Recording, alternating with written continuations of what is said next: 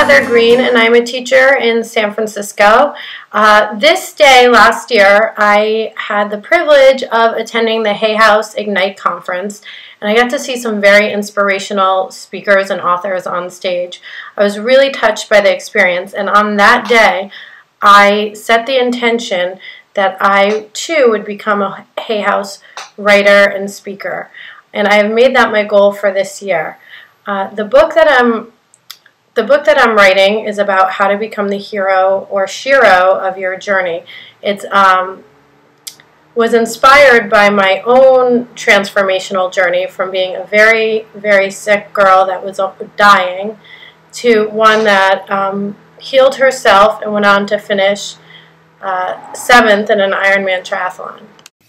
The story about how I transformed my life is a little bit long for this video, so instead I'm going to tell you a brief story about how a bird helped save my life when I was literally dying. So back when I was a freshman in high school, I was hooked up to IVs 3 times a day. I was catheterized because I couldn't urinate on my own. I was having seizures daily.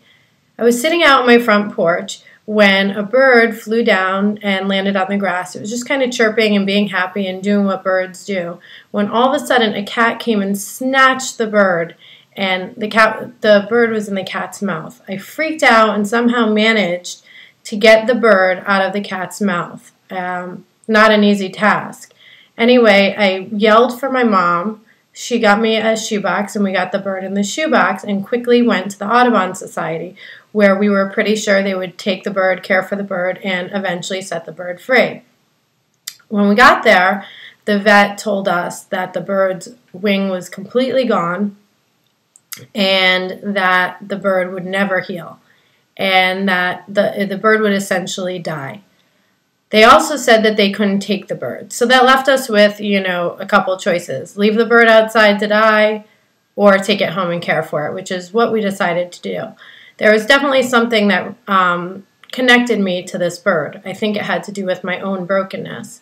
So we took the bird home, and the vet warned that the bird would be very depressed and suicidal, which she was. She refused to eat. She thrashed in her cage in an effort to hurt herself. We had to give her a water drip so she could drink her water rather than out of a bath, because they said that the vet said she would drown herself.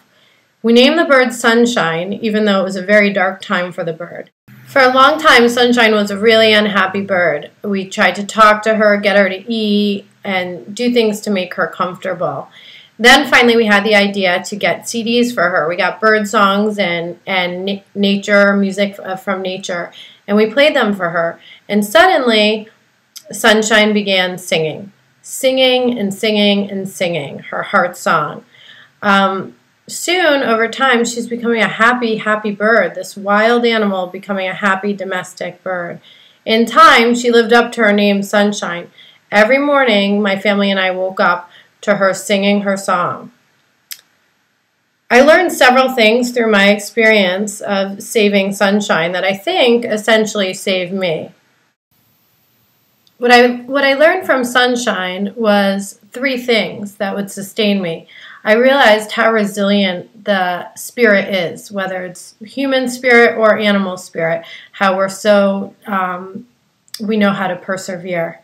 The second thing I learned was about how we can literally transform our lives. Sunshine went from a wild bird to a domestic bird and learned how to be happy, which ties into the third thing. Sunshine showed me that happiness was possible despite what was going on around you. She was literally stuck in a cage like I was stuck in my diseased body, but she learned to be happy. I use these things to transform my own life.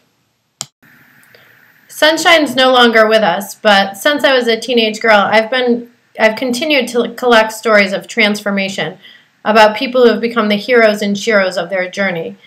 These people include Wayne Dyer, Oprah Winfrey, Steve Jobs, Abraham Lincoln, Maya Angelou.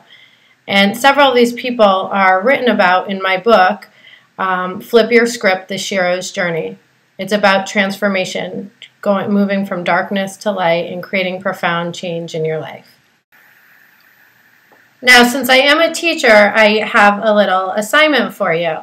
I want you to take a minute and think about a hero or shiro, superhuman or superhero that you really, really admire. It could be Wonder Woman, it could be Superwoman, it could be Oprah Winfrey, it could be Lindsey Vonn. Okay, you have that person in your mind? Now I want you to think of 3 adjectives that describe this person. What does this person embody? Okay, you got them? Okay. These 3 characteristics are mirror images of what you value and who you are. So my challenge, my homework assignment for you is to take those 3 words and find a way to be those things this week. For example, my shiro is loving, spiritual, and empowering. So I want to emulate what she does. So this week I'm committed to a daily spiritual practice, letting someone I care about know how much I love them, and empowering at least one woman this week. So you have your homework assignment. Good luck.